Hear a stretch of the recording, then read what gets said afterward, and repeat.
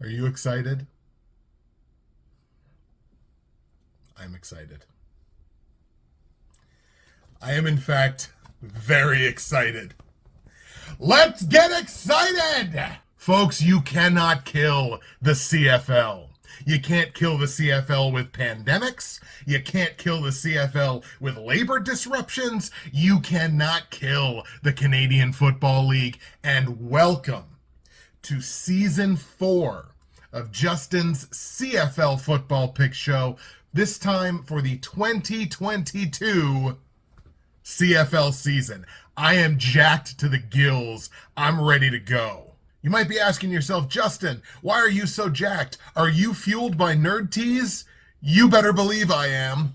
So last year, Season 3, the 2021 CFL season, felt like it was touch and go for a little bit there. We had a 2021 season, albeit a little abbreviated, fewer games than we are used to having. Only, each team played 14 games last year, but we still had a season. Yes, they had to cancel the season in 2020, and that sucked. But we did have a season last year, and this year, we're back to full power. I mean, we're back to 2 weeks of a preseason, which just wrapped up, and we are into a full slate of regular season games for 2022. I could not be more excited, obviously, to be back here with you, my passionate CFL fan base. By the way the show's going to look pretty darn similar. CFL Fantasy is back this year, and no, I am not giving you my CFL Fantasy roster until the end of the episode, so you're just going to have to stick around and enjoy the party with me. So 2021, how did I do picking these games? 62% of the games correct straight up. You'll remember I really started the season off slow for the first 3, almost 4 weeks, especially against the spread. Tremendous struggle against the spread early on. I clawed my way back up to 52% against the spread. So I can't exactly say I profited last year, but I did at the very least pull myself up to even money. The totals, well, they were Bridgewater's finest totals, and we will endeavor to continue to work on that as this season progresses. Had a fairly strong playoff. I only went 8-7, but I did go 4-1 straight up picking the playoff games last year. So I was definitely on my game picking who was going to win these playoff games and ultimately who was going to win the Grey Cup. Last year's most outstanding player, Winnipeg quarterback Zach Collaros. The most outstanding Canadian went to BC Lions linebacker Bo Lacombo, a monster season for Bo last year. The most outstanding defensive player went to Bombers defensive end Adam Bighill, no shock there. And the Anastukas Trophy for Coach of the Year last year went to Winnipeg head coach Mike O'Shea. But that was last year.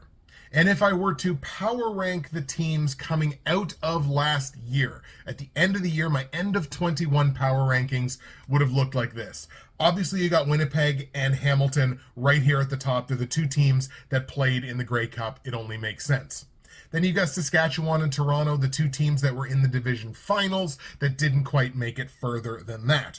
Then you're looking at like Calgary and Montreal. They were the other two playoff teams. And then BC, Edmonton, and Ottawa in that order in terms of the teams that missed the playoffs last year. So keep that sort of in your mind, that sort of ranking. Winnipeg, Hamilton, Saskatchewan, Toronto, Calgary, Montreal, BC, Edmonton, Ottawa is how I would have ranked these teams coming out of last year.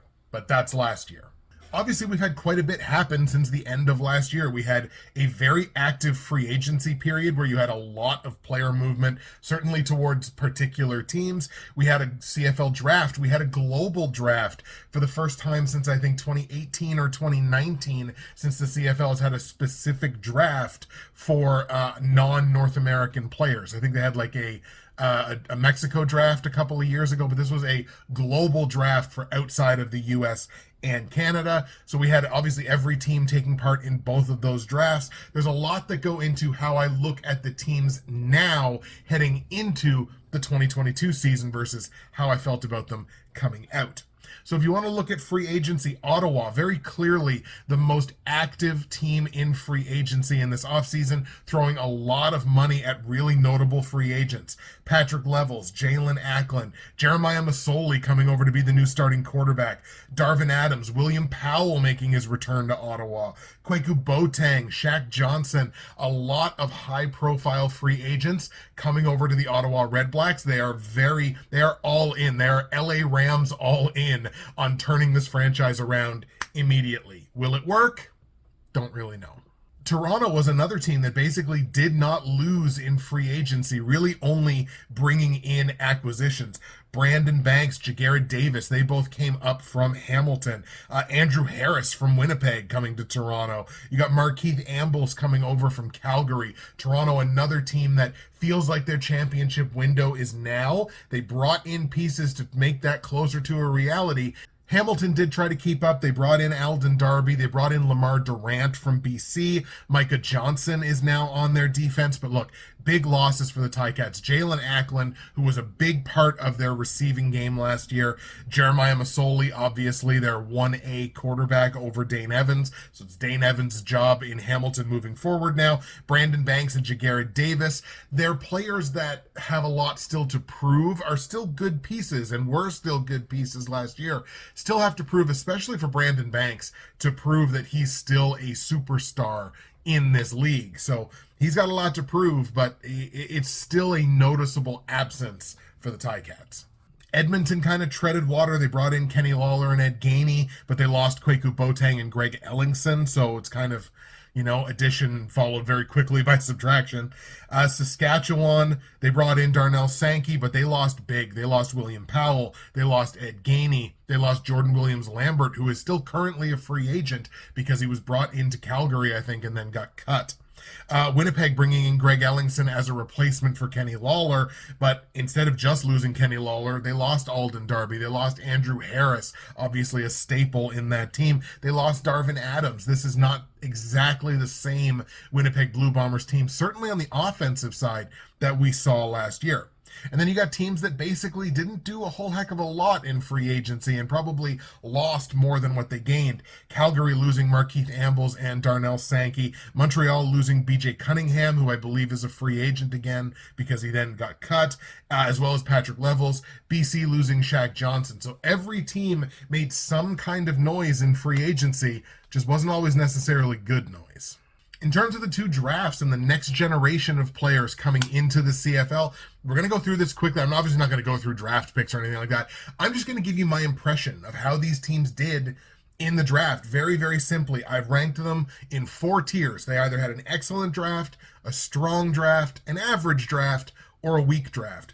There's only one team I think had an excellent draft period, and that was the Montreal Alouettes. They made the moves in order to have the top pick in both of those drafts. They addressed the defense significantly with those 2 picks, but just a ton of draft pick equity for the Alouettes. I thought they're the only team in the league that I could say had an excellent drafting period. BC, Toronto, Calgary, and Saskatchewan all really improved themselves through the draft. They had strong draft performances, big time, addressing both sides of the football, leaning a little heavy on one side or the other, but really solidly addressing both sides of the ball with draft picks of significance, which is a very important thing for them to do. Edmonton, Winnipeg kind of had average drafts. Edmonton in particular, they paid even equity, I would say, to both sides of the ball, but then drafted like 4 kickers and punters. So that to me is just like, I can see 2, maybe even 3 if you're not totally sold on a guy, but 4 picks just on kickers and punters just seemed like a passing of equity along the line. So I didn't exactly love what they did. And Winnipeg, they completely focused on the defense, almost ignored the offense completely, certainly in the national draft. So I didn't exactly love what they did. And then there's only 2 teams left, Hamilton and Ottawa. And I thought they both did terribly. Ottawa focused entirely on their offense. Their defense was all world bad last year, and they barely addressed it at the draft. They brought in a couple of pieces in free agency, but you would have liked to have seen them invest in the defense on the draft side of things, and they just didn't do that. And Hamilton kind of the same way. I think Hamilton mostly ignored their offense, if memory serves me correctly, and with the pieces that you lost, you need to replenish those cupboards, and I just don't think those 2 teams did that. So I would say they had weak drafts. So, taking all of that into consideration, here is where I personally, this is just me talking, where I personally power rank these 9 teams heading into the 2022 season. I would say the Ottawa REDBLACKS are no longer the worst team in the CFL, heading into this year. I don't think you can bring in all the pieces they brought in free agency and still be considered the worst team in the league. So I have to say that the Edmonton Elks are the team that is down here. They're the team at number 9. They're rebuilding. Look, they had to rebuild their whole front office, much less anything on the field. So I would say Edmonton is still down here. It's going to be another rough season in Edmonton. I'm still only going to put Ottawa at number 8 because I need to see it. I need to see it on the field. You can bring in all these names, and it's great. The New York Jets did that a few years ago, called themselves the Miami Heat of football, and they were still bad. So you can bring in all these names, but they still have to be able to perform together as a cohesive team on the field. I need to see it from Ottawa. So Ottawa's going to sit at 8. I think BC stays firm at 7, and I think Montreal stays firm at 6. Despite the really good draft for Montreal, the on-the-field product in 2022, I don't think is going to be significantly better, at least not right now, than what we saw in 2021. Same deal for BC, although I think BC is a team that could technically surprise. Hamilton here is a big faller. I'm going to put Hamilton at number 5. I don't think you can lose the pieces that they lost and still be in position to have the same kind of performance that they had in previous seasons. I had dropped them more aggressively in an earlier version of this, but we're going to knock them down to number 5. Saskatchewan, I think, dips down a little bit to number 4, but they are still very much a Grey Cup contending team, especially where they're going to be hosting the Grey Cup game this year. Calgary jumps up 2 spots to number 3. I really like what they did in the draft. I think this is still a very solid franchise top to bottom. They didn't really lose anything that they aren't going to be able to recoup, so I'm going to have them pop up to number 3. Number 2 is the Winnipeg Blue Bombers. I don't think Winnipeg is necessarily, immediately, instantly, the best team in the CFL anymore. I think they lost significant pieces, even if not necessarily on the field, in the locker room, in the culture, in the mindset of the fan base. Like, losing Andrew Harris, it's tough to recuperate from that. Is Brady Oliveira the answer at running back? We saw pieces of him. He had, I think, 1 or 2 good games and then had a few games where he was invisible. Darvin Adams and Kenny Lawler were both big pieces of the offense last year. Alden Darby is a very, very capable player on the defensive side. I still think this is probably the best defense in the CFL. I think the offense takes a step backwards, and the Toronto Argos, who are going to be my team that's number 1, did not take a step backwards anywhere. And they were in the East Final last year. I think Toronto, genuinely, right now on paper, is the best roster in the CFL. We shall see. So now that we've got all the preamble done, we put a nice little bow on last year, we've set the stage for this year, how's it gonna go in week number 1? That's what we're here for, to talk about these games. But first, we got to pay homage to the great folks at Nerd Tees, my great friends, my great sponsors, like always. I feel the need to keep the flag in my hand here because not only, obviously, is Nerd Tees a great Canadian small business tea company that has dozens and dozens of incredible loose leaf tea blends, black teas, matcha teas, green teas, whatever your little heart desires, your little tea loving heart, whatever it might desire. Not only are they obviously a great Canadian small business, but I am drinking a delicious cup of Canadian breakfast. Yes, Canadian breakfast is a new staple of mine. I will certainly be buying a bunch of it on my next order. And just to make it a little bit more, Canadian, I've sweetened it with maple syrup. I'm not even joking. A spoonful of maple syrup, and this is a delicious, delicious cup of tea in the morning. But that is just one of literally dozens and dozens of incredible loose leaf tea blends, like I mentioned, that you can get access to at nerdteas.ca, Canadian company once again. And go to nerdteas.ca and use my promo code, which is BWFinest. That is going to save you 15% at checkout. You're also going to get free shipping in Canada on any order over $100, which is just a fantastic value with the way that things are going right now. nerdteas.ca, promo code BWFinest, save your 15%, get your free shipping in Canada. If you happen to be an American viewer of mine, you get a great conversion rate on the US dollar as well. Find yourself something to love, Canadian, or find someone that you love something to love. You can do it on nerdteas.ca. Without further ado, we're going to go to a quick ad break and then come back with Week 1 picks. All right, ladies and gentlemen, it is time. Week 1 2022 CFL regular season, your slate of games look like this. The Toronto Argos do get the bye here in week 1, and actually, if memory serves me correctly, I think they had the bye in week 1 last year as well. Toronto gets the bye, but here's the slate of games. Montreal is in Calgary, Alouettes taking on the Stampeders. Ottawa is in Winnipeg. Congratulations on all those new free agent signings. Your reward is you get to play Winnipeg in week 1. Hamilton is in Saskatchewan, and Edmonton is in BC to take on the new look BC Lions. So we'll start with that Montreal-Calgary game again. Alouettes in Calgary taking on the Stampeders. Over the last 3 years, which is kind of what I'm going to look at in previewing these games, the last 3 years away from home, Montreal is under 500. They've only won 11 of their 25 road games over the last 3 years. But in that same period, they've only won 22 games overall. So the win share home and away is 50-50. And I think if you're winning 50% of your road games, you've accomplished something respectable in professional football. That's what Ray Lewis always used to say about the Baltimore Ravens. Go 50-50 on the road, win all your home games, you're 12-4 and you're going to make the playoffs. So kind of the same deal in the CFL. Go half and half on your road games and then get the job done at home and you should be in good shape.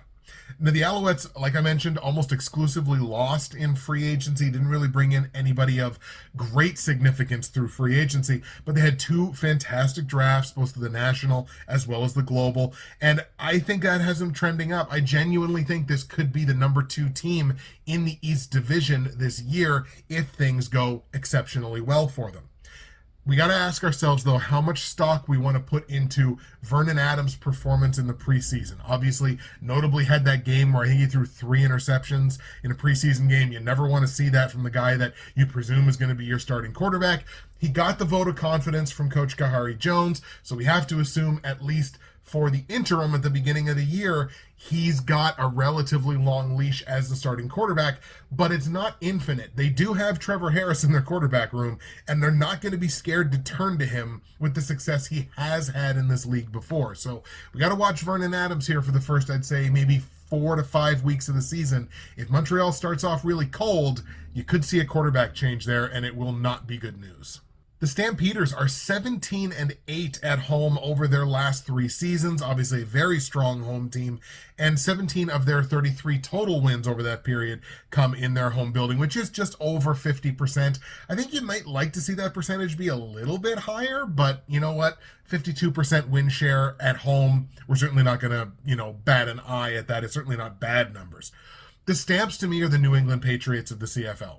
This is a team that consistently very competitive, consistently a championship contender, and their biggest acquisitions year in and year out tend to be the players they can keep in-house. Like I mentioned, their losses were very minimal through free agency, the words I'm trying to say.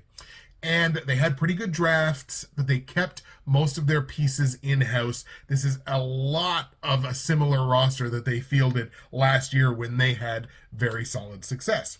My biggest question mark for the Calgary Stampeders this season is how long does Bo Levi Mitchell, who is going to be coming back as the starting quarterback for this team, how much of a leash does he have? How long does he hold off Jake Maier? Because Jake Maier's behind him, and we saw really good things from Jake Maier at the quarterback position last year. When he got his opportunities, he performed. This guy could be a starting quarterback on a couple of teams in the CFL, in my estimation. So the question is, how long of a leash does Bo Levi Mitchell have over an exceptionally talented backup? Like I mentioned, the Owls' road win share is respectable. Vernon Adams has the world to prove at starting quarterback. I just don't necessarily think it comes here in week 1. I'm going to be on the Stamps here. Calgary at home to get the win over the Alouettes to kick off the season here in week 1. On the line, Calgary's favored by 3.5 points. They're laying the -3.5 with a total of 47.5, which is, the totals are exceptionally close in all 4 games in week 1, which kind of gives me an impression that Vegas doesn't, they're really not confident about which way it's going to go, because it's a somewhat high 40, but still kind of middling. But then we saw how much the league struggled as a whole to score points last year. So this, to me, is a lot of nervous energy on the part of the line makers. I'm going to take the points here with the Alouettes. It's not a great hedge because I do like Calgary to win, but I'm going to take the 3.5. These are two competitive football teams. I'm just not going to buy that half point. I think Calgary wins, but I just don't buy that half point there. So I'm going to hedge my bets and take the 3.5 on the Alouettes. They could win this game outright. Total 47.5 points. I think this is a really thin total. I'm going to lean to the over on this one. I can certainly see this being a game where both teams score 3 touchdowns, at least. So if both teams score 3 touchdowns, there's 42 points just on the touchdowns, and there's so many ways to score points in the CFL that I just think the final score of the game, the winning score, pushes this to an over. So we're going to lean over 47.5 points in Montreal, Calgary. Let's go Calgary 27, Montreal 24. Off we go now to Winnipeg, where the Blue Bombers are going to play host to the Ottawa REDBLACKS. Like we mentioned, last year's season was what it was for Ottawa. Over the last 3 years, Ottawa 9-16 away from home, but that actually represents a 53% win share of the 17 wins that Ottawa has over the last 3 seasons. So technically, they've been a better road team than they have in their home building. We're definitely not going to poo-poo that number. The REDBLACKS, look, they're going from the outhouse to the penthouse offensively. When you think about it, William Powell now in for their running back. Now, he's not going to play in week 1. He's not going to be ready to go in week 1, so we're not going to get to see him this week. But just bringing him back to Ottawa to be that RB1 that he was in Saskatchewan all last season, it's such a significant upgrade to the run game. And it's a run game in Ottawa that I didn't dislike. Like, they had, who they have last year? I think it was DeLance Turner. They had Timothy Flanders for a little while. Talented running backs, not William Powell. So bringing William Powell in, massive upgrade for them on the offensive side. They now have at least four legitimate receiving options, whereas last year they were lucky to have 2 in the same game. You go from some combination of past his prime Matt Nichols, Dominique Davis, and the King, Caleb Evans, to Jeremiah Masoli as your QB1. This is an entirely different looking offense. Not to mention they invested on the offensive line, both in the draft and a little bit in free agency. This offense is going to be significantly better this year. But show me where this Ottawa REDBLACKS defense is going to be any better than last year, and I'll show you where the gold is hidden. Yes, they brought in Patrick Levels. Yes, they brought in Kwaku Boateng. Yes, both of those players are significant impact players in the CFL. But of their 12 defensive starters, they're returning 8 from last year. And this was an all-time bad defense last year. I just don't see it. I don't see where this defense doesn't still suck. Maybe I'm wrong. I hope I'm wrong. If they can prove me wrong, look, I've done it before. I have no problem coming on video and saying, you know what? They proved me wrong. I was 100% wrong about this. But they're going to have to prove it, and I'm waiting to see it. The Winnipeg Blue Bombers are a massive 21-4 over the last 3 seasons in their home building. Huge, a 66% win share of their 32 total wins over the last 3 seasons. So this is clearly, far and away, the best home team in the CFL. The Bombers are chasing the first Grey Cup three-peat since the late 70s, and we're talking Warren Moon era Edmonton, late 70s, early 80s. I think they won 5 in a row, but the first three-peat since the 70s, and that goes to show, again, just how difficult it is to win with consistency in the CFL, well, in pro football as a whole, really, but in the CFL here specifically. They're going to try to do that without some significant pieces. I mentioned it before. Andrew Harris. You can't not downgrade from Andrew Harris at running back unless you bring in, like, William Stanback. Like, that's it. That's about it. Anything else is basically a downgrade. Kenny Lawler was the best receiver in the CFL last year. He's no longer on this roster. This offensive roster is thinner than it was last year. Now, the team's going to go as far as the defense will take them, and they're basically returning the same elite all-world defense that they had last year. So it'll go as far as the defense will take them, which could be to the Grey Cup again. Certainly was going to be enough to get them through week 1. No shock on this one. If you're Ottawa, let's crawl before we walk before we run here. Definitely not ready in week one to step to the two-time defending champs going for a third. So we're definitely on the Winnipeg Blue Bombers in this game. Let's take Winnipeg at home over Ottawa. Now at home, Winnipeg is laying 9.5 points here as the home favorite. I understand this line, and boy, at first, when I first looked at this, I was like, that's an easy take the points. Like 9.5 is a big number, but here's the problem. They're not going to have William Powell at running back for Ottawa. If Powell is in there, take the points, because Powell soaks up enough touches and is talented enough on the ground to kind of drain the clock a little bit, keep possession a little bit longer, and we've seen him do it for years now. If he's in the game, I take the points.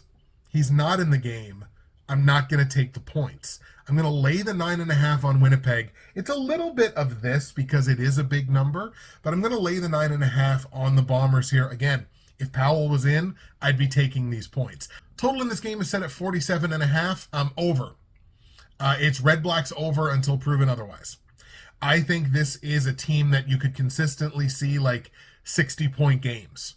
Like this game ending, 35 or like 45-30 would not shock me. It really wouldn't. I think Ottawa's going to put up their points on offense. Their defense, I don't think, is going to be able to stop anybody. So let's go Winnipeg 35, Ottawa 20.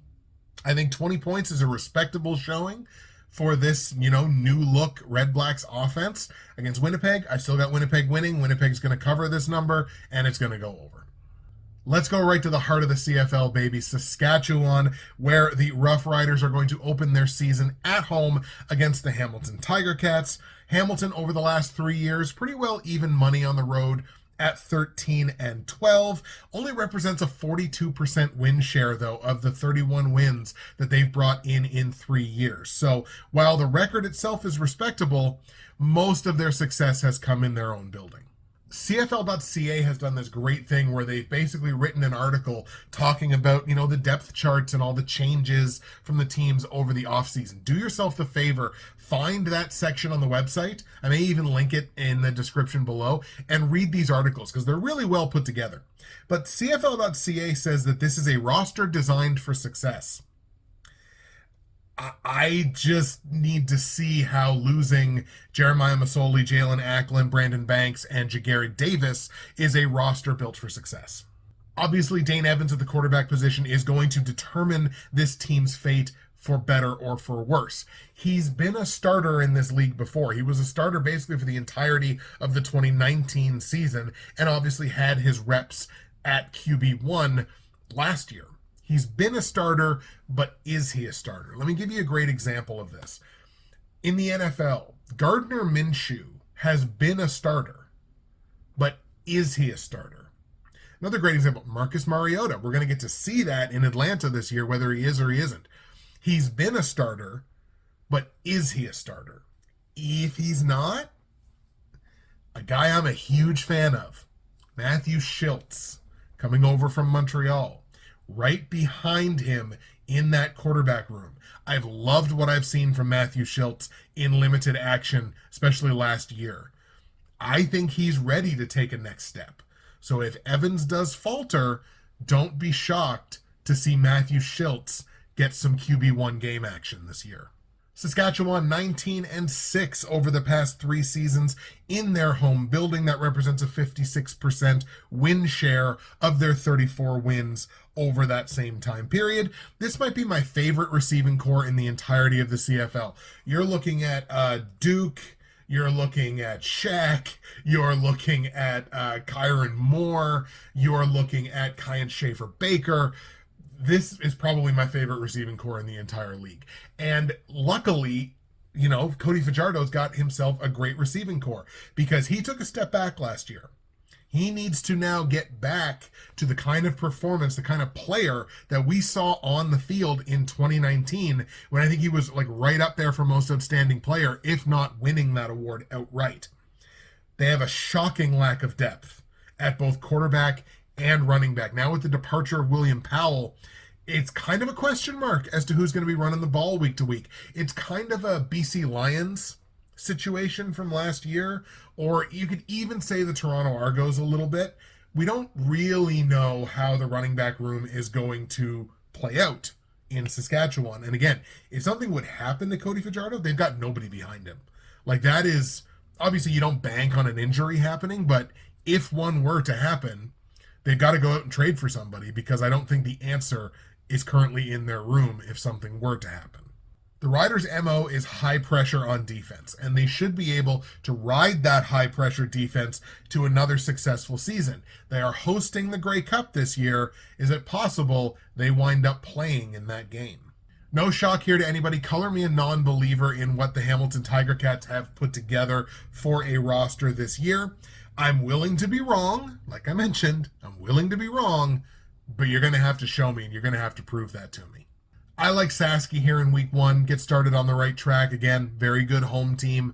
I like Saskatchewan this week to get it started. So we're going to grab the Riders at home to beat the Hamilton Ticats. This is a very, very, very close line in Vegas. Right now, Saski is only favored by a single point. So Riders laying -1. I like them to win. It's like the smallest price to pay, basically. So let's go ahead and lay that single point on the Riders. Total here is 47.5. Stop me if you've heard that before. That's the third straight game where the total is exactly the same. I think I'm going to go under on this one. I know Cody Fajardo needs a rebound. These are two sort of defense-first teams. I'm not personally comfortable right now with the upside of the Hamilton Ticats on offense. So I'm going to stick on the under on this one. It's kind of a middling number, but I think it stays below. Let's go under 47.5 points in Hamilton Saski. Let's go Riders 17, Ticats 14. And the final game of the week is the BC Lions playing host to the Edmonton Elks. Edmonton over the last 3 years only winning 8 of their 25 games away from home. That represents a 40% win share of their 20 wins over that time period. So this is definitely a team that plays significantly better in their own building. Doesn't exactly bode well for them here in week 1. Like I mentioned, they completely restructured their front office. I think it's new head coach, new team president, new general manager. Like, they completely restructured the front office. So you have that, plus what I consider to kind of be tap dancing through free agency and the draft. Like, okay, we lost this guy, we'll get this guy to replace him. We lost this guy, we'll get this guy to replace him. I don't really feel like they added to their team. I feel like they just tried to replace what they lost. So just like a little tap dance, just kind of a little dance back and forth. And again, kind of middling at the draft probably means it's going to be another season of growing pains for Edmonton. That's not exactly something to be afraid of if you're an Elks fan. Like, this is a team that's trying to progress. And I think you're going to see shades of that this year. It just might not all come together. To me, football games are still won at the line of scrimmage, both on the offensive side and on the defensive side. The 4 returning defensive line starters for the Elks only combined for 18 sacks in 2022. I think it was 6, 5, 4, and 3 across their 4 D-line starters, and the offensive line allowed 39. That's just not going to be good enough. So we're hoping to see, certainly if you're an Elks backer, we're hoping to see some improvement on the O-line. We're hoping to see some improvement on the D-line. If that doesn't happen, it's going to be a long season. The BC Lions over the last 3 seasons are below 500 in their own building at 12-13, but here's what those 12 wins represent. They've only won 19 games over the last 3 seasons, so they've struggled, and that represents a 63% win share at home. That's second only to Winnipeg of the teams that we've looked at today. So they're one of the better home teams in football if they're going to win. Like, if they're going to win, it's going to come at home. So it just makes for an interesting matchup when you're playing against a team that kind of, in relative terms, struggles away from home. The Lions surprisingly deep at wide receiver, like 4 legitimate threats at wide receiver. They were heavily defensively invested at the draft. They have a nasty secondary already. The BC Lions could be one of the surprises of the CFL this year. The Lions opted to go young and cheap and Canadian at quarterback this year with the departure of Michael Riley. They've got Nathan Rourke. They've got Michael O'Connor. They're both young. They are not expensive. They were able to take those dollars, spread them out over the rest of the roster. Now, what the real question here is going to be is whether Nathan Rourke was kind of smoke and mirrors, because we saw like good high points from him last year, but it's interesting now to see, is that who he is? Or is that who he was able to be last year and can't find that consistency to be that in 2022? If he can't find that consistency, I do question whether Michael O'Connor is the answer there. And if he's not, then who is? So there's definitely question marks for the Lions this year, but the potential there also exists that they could be one of the surprises of the CFL this year. I think the Lions are going to hit the ground throwing in this one. I expect a really good game from Nathan Rourke, even though, like, I think the Elks secondary is fine, but I think they lost a pretty decent playmaker there in Ed Gainey. So I'll be interested to see what they bring on that level. But I think it's going to be a solid start for the Lions. I'm expecting them to roll in this game. So we're taking the BC Lions at home to get the win over the Elks. Now, the Lions are laying 3.5 points as a home favorite here. Where I didn't buy the half point earlier, I am going to buy the half point here. I didn't buy it in Calgary, Montreal, because I think these are two playoff competitive teams. This matchup, I see one playoff competitive team, and that's the team that I can buy the extra half point on. So that's what I decided to do. I think the defense should be able to cover this. Look, their secondary is nasty. Their linebacker core is nasty. All of a sudden, the back half of this Lions defense is really, really formidable, and I think it's up there with the best defenses in the CFL. I think it's going to be on that D-line to see what they can generate this year. Total in the game is set at 48, not 47.5, 48. The money has pushed this one a little bit higher. Thank you very much, because I'm on the under. I think the Elks are going to be unpredictable on both sides of the football this year. And again, I'm kind of deferring to defense over offense with them because, look, Nick Arbuckle's there at quarterback. They've still got Taylor Cornelius, who I did not think was very good at all last year. Is Nick Arbuckle still a starting quarterback in this league? I don't know. He couldn't beat out McLeod Bethel Thompson in Toronto. So there's question marks there. So I'm going to defer to defense over offense to them. I know the Lions defense can be nasty, especially at home. So we're going to stick under 48 points here in BC Edmonton. Let's go Lions 20, Elks 13. There you go, folks. Those are your picks for Week 1, 2022 CFL action. Oh my God, I can't believe we're back. Let's go over the picks here with you one more time. I've got Calgary beating Montreal in Calgary, but I'm taking Montreal with the points plus 3.5 in a game that goes over 47.5 points. I got the Winnipeg Blue Bombers at home beating the new-look Ottawa REDBLACKS. I'm taking Winnipeg to cover minus 9.5 at home in a game that goes over 47.5 points. I like Saskatchewan at home to get the win over Hamilton, and I'm laying the single point on the Riders in doing so. I think that game stays under 47.5. And I got the BC Lions at home pretty convincingly beating the Edmonton Elks. I'm laying the 3.5 points on the BC Lions in a game that stays under 48.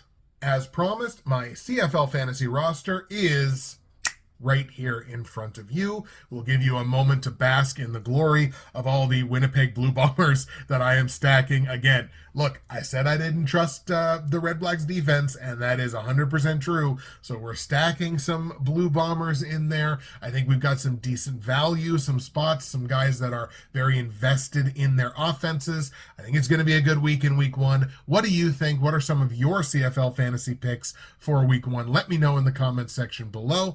And look, I am just super happy to be back.